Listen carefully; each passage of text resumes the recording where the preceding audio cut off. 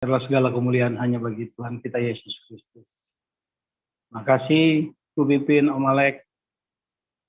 Bapak Ibu, mari kita mempersiapkan hati pikiran kita. Kita mau mendengarkan kebenaran firman Tuhan yang akan disampaikan oleh hambanya, Pastor Joseph Paul Zhang. Para lektor untuk mempersiapkan diri. Sebelumnya kita akan berdoa untuk dua firman Tuhan. Silakan Ibu Santi Simanjuntak di unmute, Bu. Ya. Baik, mari kita bersatu dalam doa. Bapa di sorga, haleluya. Terima kasih Tuhan. Puji-pujian yang akan kami naikkan kiranya menyenangkan hati-Mu Tuhan. Dan sekarang kami akan mendengarkan firman-Mu. Engkau akan mengurapi hamba-Mu, Pastor Paul Zhang, yang akan menyampaikan firman-Mu. Kiranya memberikan hikmat untuk cakap mengajar kami Tuhan. Dan firman-Mu yang akan kami dengar menjadi rema dalam kehidupan kami sehari-hari. Ada pemulihan, ada kesembuhan. Setiap yang menyaksikan acara embun pagi ini diberkati Tuhan. Terima kasih Tuhan Yesus. Haleluya. Amin. Amin. Terima kasih Bu Santi. Kita akan membaca firman Tuhan yang terambil dari Amsal 13 ayat 1 sampai 25. Nanti akan dibacakan oleh Ibu Nerliana.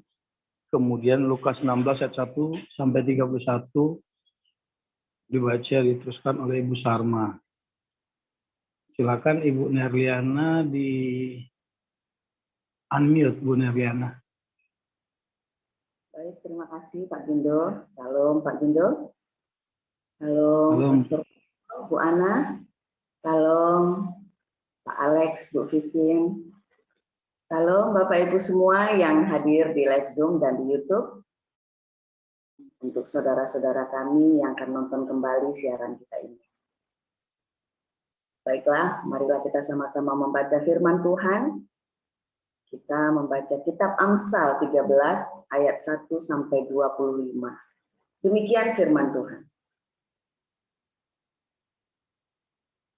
Anak yang bijak mendengarkan didikan ayahnya, tetapi seorang pencemooh tidak mendengarkan hardikan.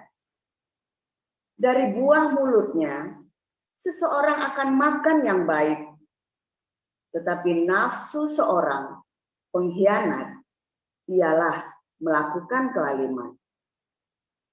Siapa menjaga mulutnya, memelihara nyawanya. Siapa yang lebar bibir, ditimpa kebinasaan.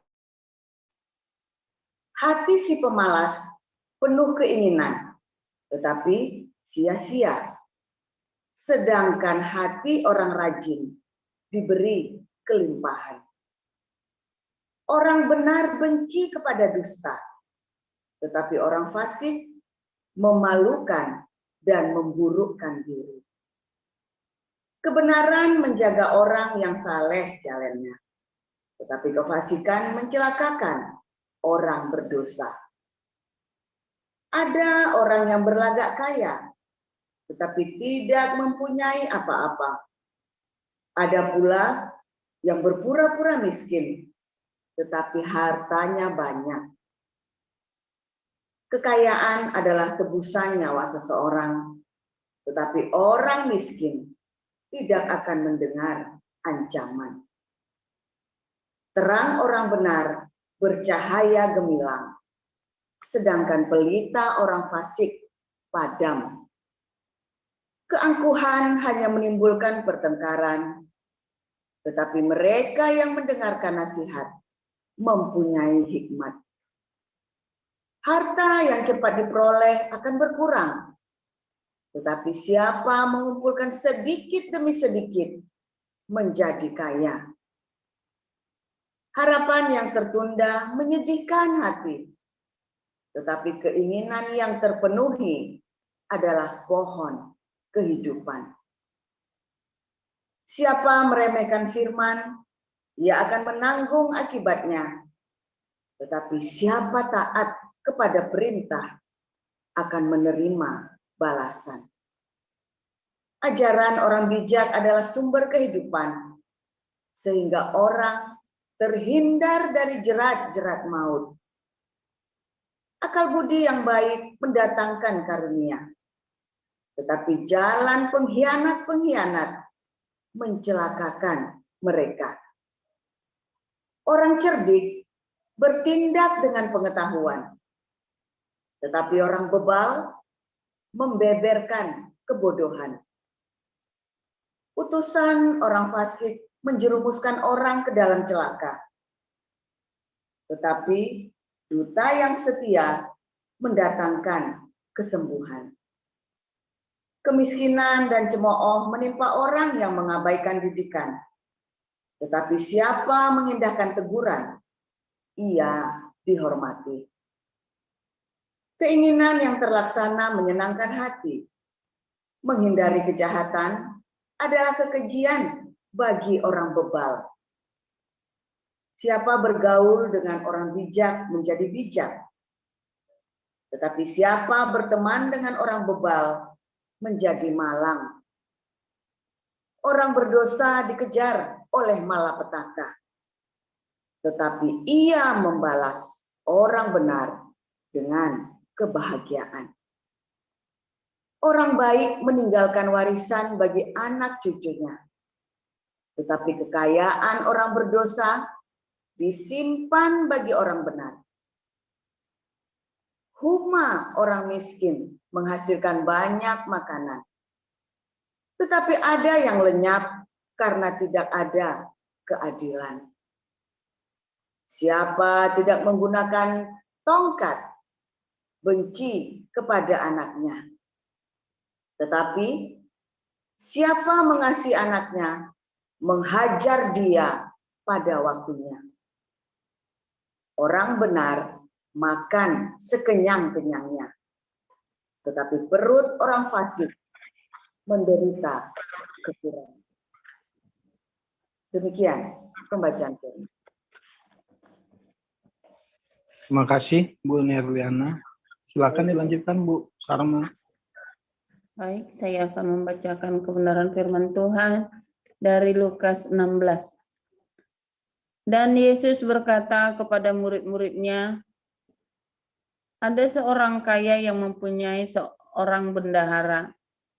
Kepadanya disampaikan tuduhan bahwa bendahara itu menghamburkan miliknya.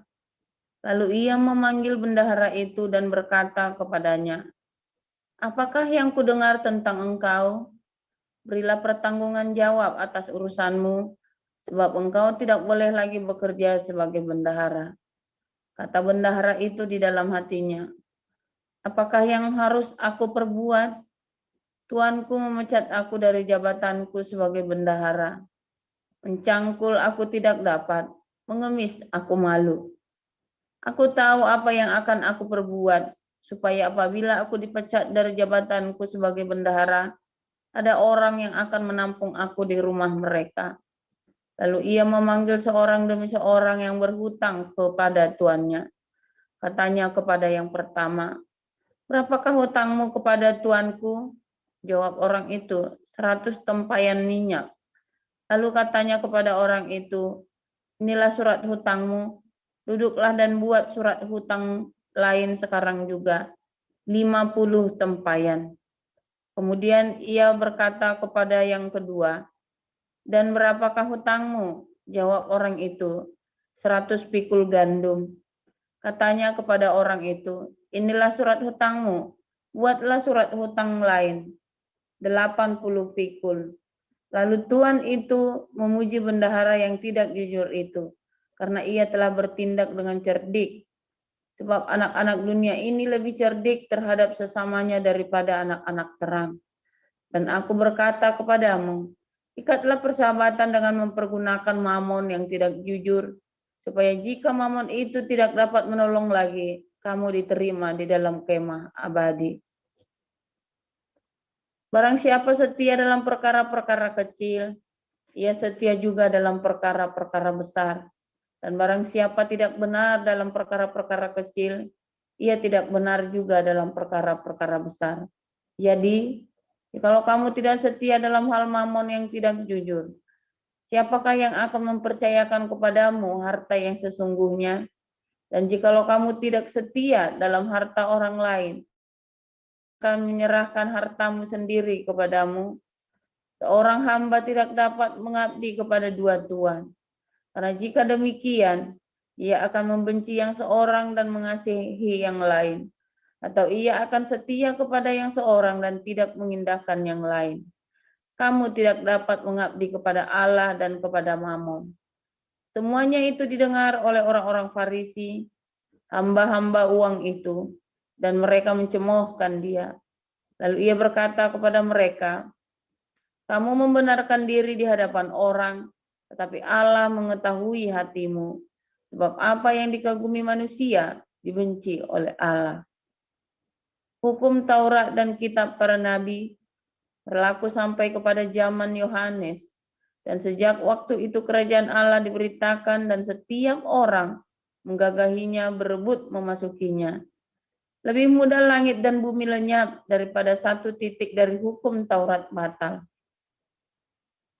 Setiap orang yang menceraikan istrinya, lalu kawin dengan perempuan lain, ia berbuat zina, dan barang siapa kawin dengan perempuan yang diceraikan suaminya, ia berbuat zina. Ada seorang kaya yang selalu berpakaian jubah ungu dan kain halus, dan setiap hari ia bersukaria dalam kemewahan. Dan ada seorang pengemis bernama Lazarus, badannya penuh dengan borok, berbaring dekat pintu rumah orang kaya itu, dan ingin menghilangkan laparnya dengan apa yang jatuh dari meja orang kaya itu.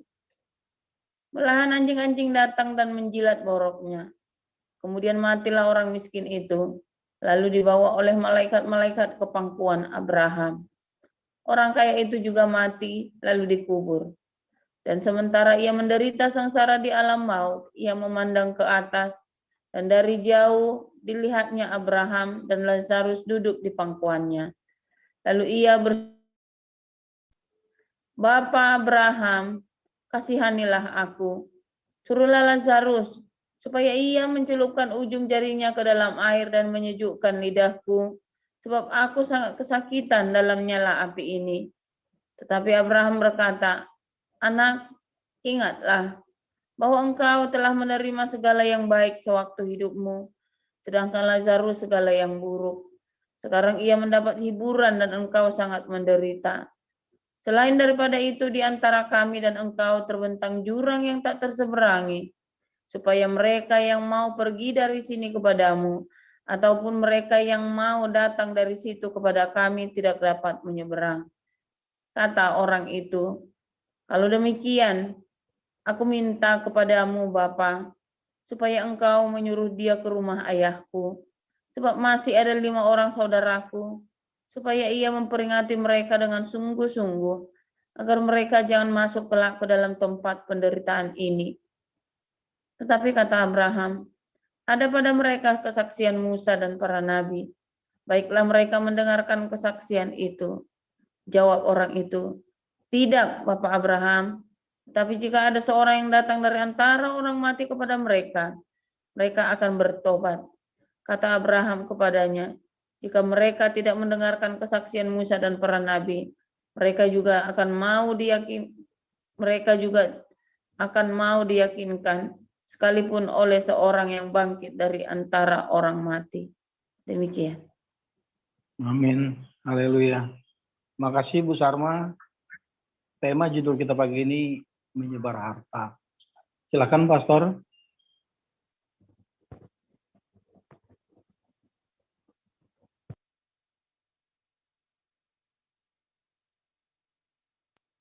Ya, oke. Kita materinya agak berat ini ya. Tapi ini sebenarnya mengulangi yang dulu pernah kita ajarkan tentang bendahara yang tidak jujur, saudara. Cerita Amsal 13 tadi, itu lagi cerita Lukas 16, saudara ya. Tentang mengelola harta. Banyak orang berpikir, ya, semua orang, termasuk pendeta-pendeta, termasuk gereja, bahwa ketika Anda diberkati, fashion, ya, sangat fashion, outer garment. Nah, kalau di dalam Matius 6 ayat 33 itu Salomo dalam segala keindahannya Kemegahannya tidak berpakaian seindah bunga bakung. Outer garment, tampak luar, saudara. Tampak luarnya. Segala kemegahan Salomo. Orang-orang kita semua mengejar kemegahan Salomo. Ya, kita tidak mengerti yang di dalamnya. Kita mengejar nampak luarnya, outer garment itu ya.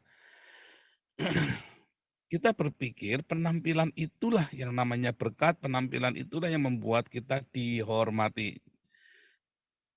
Tidak 100% salah, tetapi 100% konyol. Ya, tidak 100% salah, tetapi 100% konyol. Saya pernah cerita, saya pergi ke Roxy, saya beli handphone, komunikator waktu itu harganya masih 13 juta, saudara. Buat kami dulu mahal ya, buat semua orang pasti mahal ya. Tapi waktu itu karir saya cukup bagus, gaji saya cukup besar, sehingga saya mampu beli komunikator. Saya pakai pakaiannya biasa, saudara. Ya seperti kali ya, cuma pakai kaosan, pakai celana, pakai sandal jepit. Ya, saya pergi ke sana. Nah, nggak diladenin, saudara, sama yang punya sama pelayan di toko itu, saudara. Terus ada tante-tante yang pakai gemerincing menor, pakai mewah-mewah. Itu tuh, saya mau itu tuh. Sambil tunjukkan perhiasannya semua. Ditunjuk semua barang-barang di toko itu. Wah, pelayan ini ngeladenin si tante ini yang menor dan aksesorisnya luar biasa, perhiasannya. Seluruh toko, padahal saya datang duluan. Ya. Nah, lalu toko di Roxy itu kan jejeran, saudara, etalasenya kan. Jejeran nempel, persis nempel. Jadi saya duduk di toko itu, yang layani tante-tante, mereka sibuk melayani saya ngomonglah sama pelayan sebelahnya, tolong ambilkan itu loh, komunikator itu. Nah, dibuka sama dia, lagi sepi-sepi, sepinya nggak ada orang beli lah, itu sepi banget itu ya. Diladenin saudara saya, ya karena sepi. Nah ini wah ini udah lihat tetangganya kedatangan tante-tante menor itu sudah grogi dia, saudara ya. Wah pasti mau borong semua, diturunin semua. Terakhir si tante ini ternyata beli handphone bekas harga, saya lupa ya waktu itu ya, harga 1 juta atau harga berapa itu. Ya, beli handphone bekas pokoknya intinya loh. Semua diturunin, akhirnya belinya handphone bekas. Lalu yang komunikator itu saya nggak pakai rewel, begitu dia turunin tolong dibuka. Ini harus dibayar, iya buka. Saya bilang pasti saya bayar. Udah, set bayar, saudara. Maka si toko yang sama si tante ini, yang menor ini melongo, saudara. Karena saya duduknya di tempatnya dia, saudara ya. Dan saya belinya di barang sebelahnya. Lah salah sendiri dia ngeladenin si tante itu kan. Si tante itu beli barang bekas, ya yang harganya cuma 1 juta atau 500.000 pokoknya itu ya, barang murahan. Sambil dia banyak alasan lah, biasa kan. Tampang menor belinya barang bekas kan alasannya kan panjang kan, dan rewelnya minta ampun. Saya cuma beli sekali komunikator langsung keluar, pasangin SIM card-nya, langsung jadi saya bawa pulang. Kenyataannya outer garment, fashion itu memang pengaruh, saudara. Tapi konyol. Lalu kita diperbudak oleh itu kan.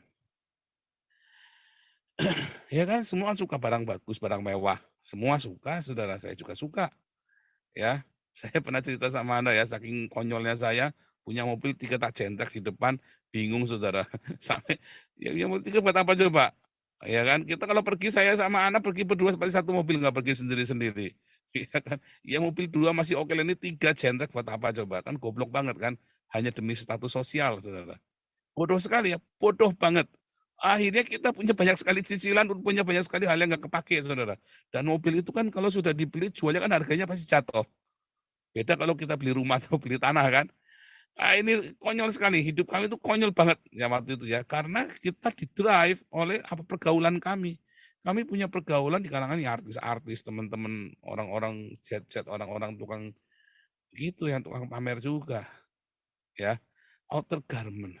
Sehingga kita menghabiskan kehidupan kita itu dengan hal yang sia-sia. Banyak orang yang berlagak kaya tapi nggak punya apa-apa, saudara. Bayangin kita mobilnya bagus-bagus tapi dompetnya kosong, saudara. Kalau pergi kemana kita deg-degan. Kalau pergi kemana-mana lagi rame-rame, jangan-jangan kita suruh bayar lagi. Ribut udah mulai, wah jangan-jangan kita suruh bayar nih. Jangan-jangan kita suruh bayar. Bukan pelit, karena duitnya pas-pasan. Duit yang sisanya itu pas-pasan. Kalau kita sering bayar-bayar kan kita repot. Padahal kita sering pergi sama orang. Jadi kalau pergi kemana-mana kita lihat pergi sama siapa nih. Kalau pergi sama orang yang pelit-pelit kita nggak mau, saudara. Wah itu tuh bener-bener jadi, jangan-jangan Anda juga begitu ya. Mendingan kita ini jadi orang biasa saja, saudara. Sehingga saya ngajari anak saya ya, Aduh, nggak penting barang mewah, yang penting kamu punya uang di dompet kamu, punya uang di tabungan kamu, daripada kamu pakai barang mewah. Tapi kan orang nggak respect, nggak urusan. Kamu cari teman yang respect. Kamu cari teman yang lain yang respect. Kalau kamu punya teman yang respect hanya dengan barang begituan, itu bukan teman yang baik. Mendingan pergi minggir. Cari temennya nggak begitu.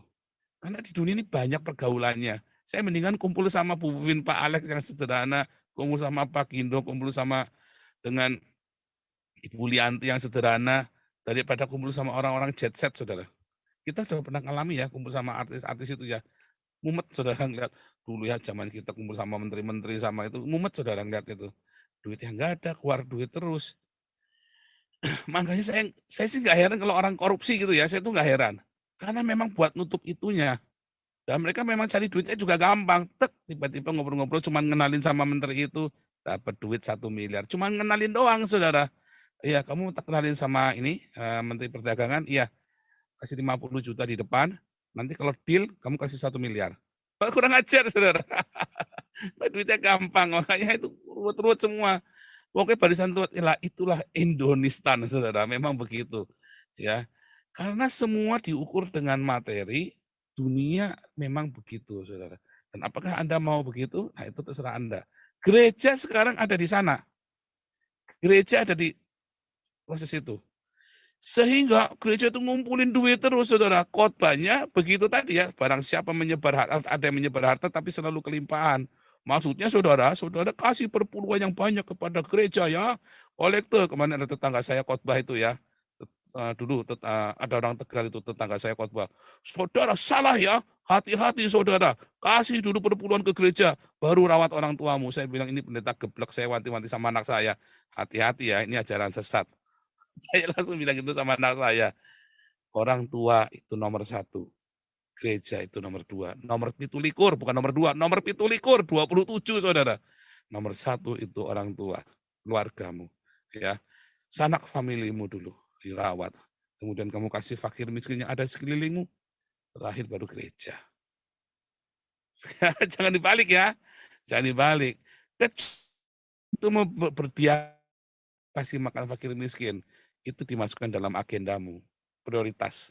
Tetapi tetap nomor 1 adalah orang tua. Ya, itu nomor 1. Jadi jangan salah ya dalam hal masalah harta. Aplikasinya itu ada di Lukas 16, bendahara yang tidak jujur. Coba waktunya berapa lama? Ya, keburu ya, banyak ini waktunya nih. Bendahara yang tidak jujur.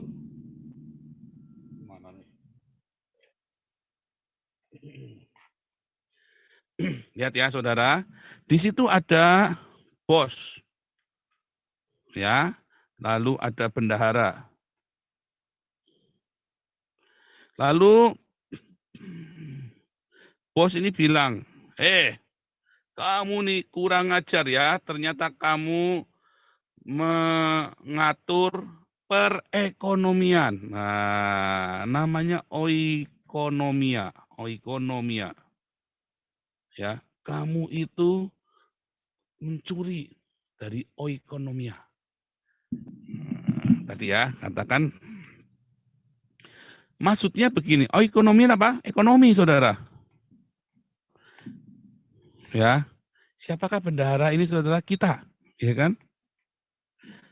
Ini kan adalah sang pencipta kita kan, ini kan Tuhan Yesus, Tuhan kita kan, Tuhan Yesus.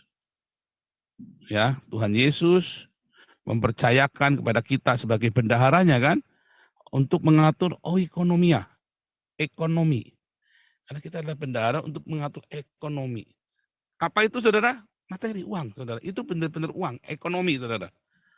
Itu ada sebuah perumpamaan tentang uang. Makanya tadi ceritanya tentang mamon.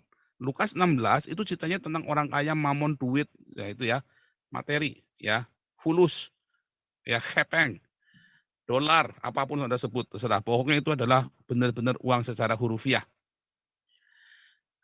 Kita adalah bendahara kerajaan Allah, tapi masalahnya Anda dan saya sering curang, saudara. Akhirnya kita nggak mengatur perekonomian itu, kita dipercaya Tuhan untuk mengatur itu. Kalau Kalau Anda diberkati melimpah, lebih dari cukup. Artinya yang lebih itu adalah Anda harus kelola dan Anda harus bagikan. Ya kan? Untuk orang tua, untuk keponakanmu yang kekurangan. Ya, bukan untuk bayar, wah ini orang tua aku tak beli ke mobil Alphard 1 ya. Jangan, saudara, enggak perlu. Ya kalau saudara punya kelebihan kasih mobil daripada orang tuamu apa mertuamu naik becak sampai nyungsep di jalan gara-gara banjir. Di Jakarta kan sering banjir itu kan gara-gara itu tadi calon presidennya itu kan. Nah, Anda kemudian salah dalam mengatur perekonomian. Akhirnya apa, saudara? Karena Anda tidak setia, maka Tuhan angkat. Wah, tadinya Anda adalah bendahara. Kalau bendahara kan duitnya banyak, ya kan? Kemudian diangkat, udah, aku nggak percaya kamu lagi.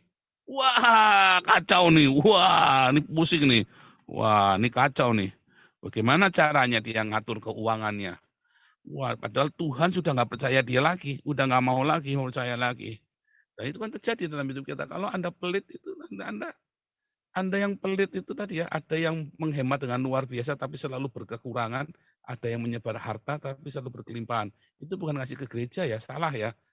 Ya, tetapi adalah ini nih, nah ini nih ceritanya nih. Kemudian si bendahara ini datengin ke orang yang punya utang tadi 100 berapa tadi 100 bat ya, 100 bat atau 100 tempayan minyak zaitun. Ya, lalu bilang, berapa utangmu? Udah diskon aja 50 ya. Terus dia datang lagi sama orang yang punya 100 pikul. 100 pikul atau 100 kor gandum. Ya, udah diskon 20%. Jadi tinggal ini yang tinggal 50 tempayan, ini tinggal 80 pikul. Ya kan? Apakah minyak zaitun, saudara? Ya, 100 bat minyak zaitun itu harganya sama dengan 1000 dinar. Ya, di dalam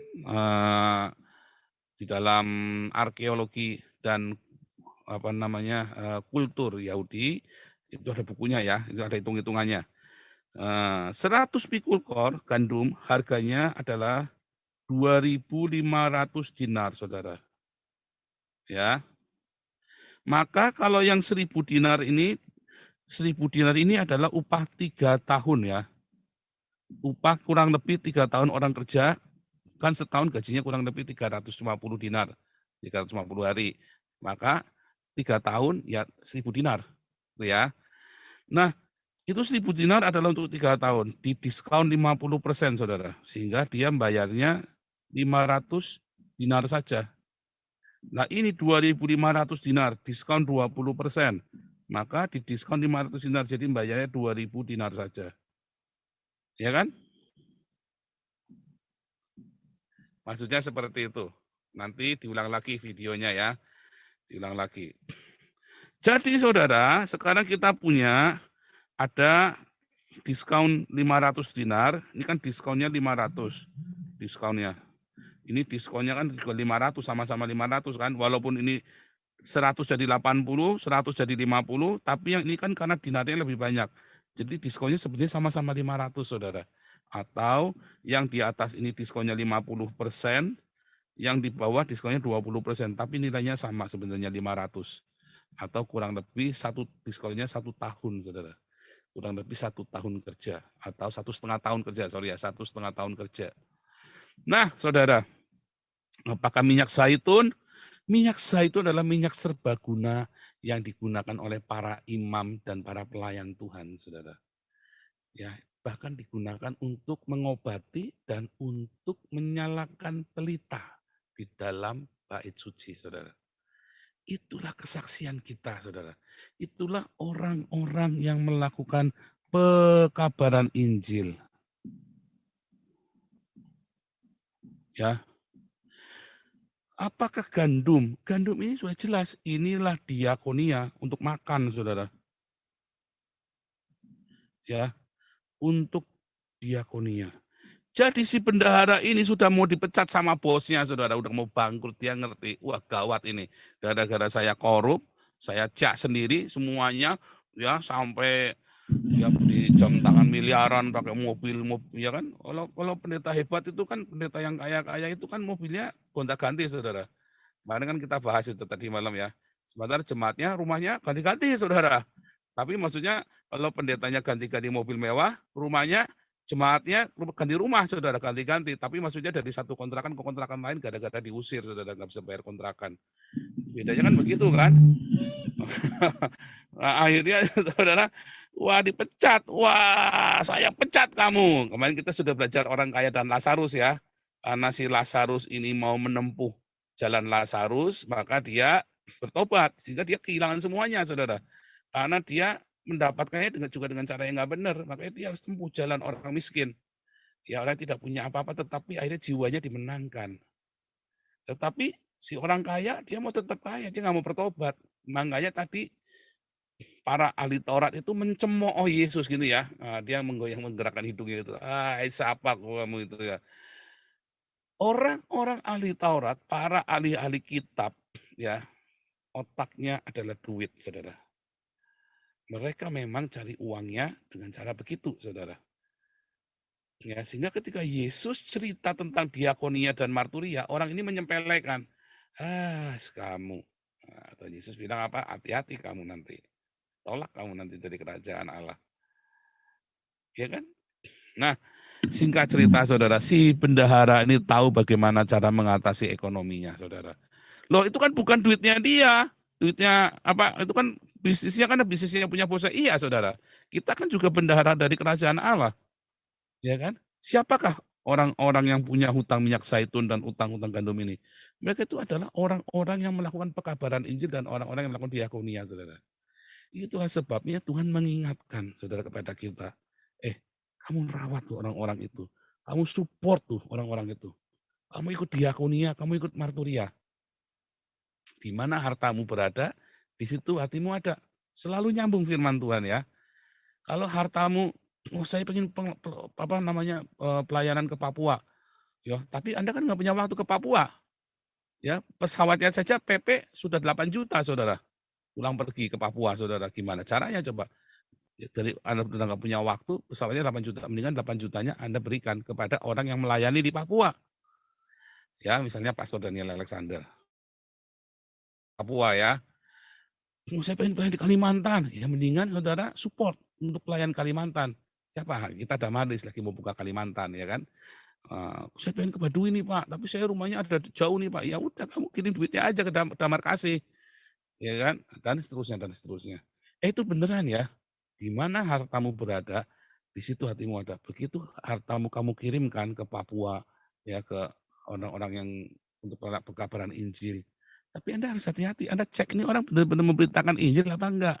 Itu bukan uangmu loh. Itu uangnya siapa? Jangan sampai nanti kamu kirim ke orang, orangnya salah lagi. Karena tujuannya supaya kamu diterima di rumah. Ya kan, siapa rumahnya mereka? Ya, bagi orang-orang miskin ini siapa aku adalah bapa bagi anak-anak yatim. Yesus juga kan, bosnya kan dia lagi kan. Makanya ayatnya tadi ditutup dengan apa? Kamu harus bisa menggunakan mamon yang tidak jujur. Kalau kamu sudah selesai itu, kamu diterima di tenda kediaman yang abadi. Lihat ya. Ayatnya bagus sekali. Aku berkata kepadamu, ikatlah persahabatan dengan bukan mamon tidak jujur. Supaya jika mamon tidak dapat menolong lagi, kamu diterima di kemah abadi, di rumah yang abadi tadi. Di rumahnya si orang-orang tadi itu tadi ya. Kalau aku sampai diusir, aku tetap diterima di rumah itu. Karena aku sudah melakukan, saudara. Arti si bendahara ini sudah kecolongan, iya saya sudah salah, saya sudah maling selama ini, saya puas-puasin semuanya untukku dan untukku. Dan dia tahu, makanya saudara kalau lagi mau bangkrut, ya, bukan perpuluhan ke gereja, salah. Saya dulu diajari sama orang yang tidak percaya Tuhan, saya tidak percaya ya. Tapi orang ini bilang, percuma Pak Paul, saya sudah nyoba nyumbang ke rumah ibadah. Yang benar adalah kasih langsung sedekah Pak Paul. Saya dulu nggak percaya ya, karena saya belum dibukakan. Hari ini firman Tuhan kasih tahu saya, saudara. Sejak 2014, yaitu apa? Sedekah. Kasih untuk diakonia, kasih untuk marturia. Itu saya baru ngerti, saudara. ya di masa setelah 2014 itu penting, bukan ngasih perpuluhan ke gedung gereja, apalagi dengan gaya hidupnya para pelayan-pelayan yang glamor. Jangan, Anda tidak diberkati. Anda jalin ikatan mamon, saudara, dengan mamon tidak jujur itu kepada orang-orang yang punya utang minyak zaitun dan punya utang gandum, orang yang bermarturia dan orang yang berdiakonia. Sebab nanti kamu akan diterima di kemah abadi. Ya, kayak Lazarus, orang kaya dia nggak mau, saudara, menggunakan mamonnya tidak jujur itu untuk kasih ke Lazarus, diakonia. Bablas, mati, saudara, masuk ke Hades. Iya kan, karena dia tadi kayak si orang si ahli Taurat itu kan, dia apa namanya meremehkan Tuhan Yesus, pengajarannya Tuhan Yesus, karena dikatakan di situ mereka cinta uang, saudara. Itu ada ayatnya ya, sebenarnya aslinya itu karena mereka cinta uang, intinya begitu. Itulah yang terjadi, saudara. Nah, dalam kehidupan kita sehari-hari, bagaimana Anda mengelola keuangan Anda? Tadi ada angka ya, dari 2.500 yang gandum ya. Gandum. Ini ada yang menarik ya, saudara, tentang gandum. Gandum itu harganya 2.500 dinar, saudara. Kemudian didiskon 20%, maka jadi 2.000 dinar ya bayarnya. Lihat ada diskon 20%, saudara, 1/5. Saudara ingat Yusuf waktu bilang 1/5 harus ditanam lagi, saudara, ditabur. Yusuf di Mesir ya. Ingat, nama saya juga Yosef ya. 1/5 itu ditabur, saudara. Untuk diakonia. Itu kalau saudara ingin diberkati. Artinya berbuah berlipat kali, karena berbuat berlipat. Pak, kok jadi nggak tulus? Oh iya, tapi itu memang ada hitungannya. Ya, ada hitungannya. Saudara nggak usah ngitung begini, cuman memang sebetulnya ada hitungannya. Firman Tuhan itu nggak ngawur-ngawuran begitu ya, itu semua ada hitung-hitungannya sesuai itu.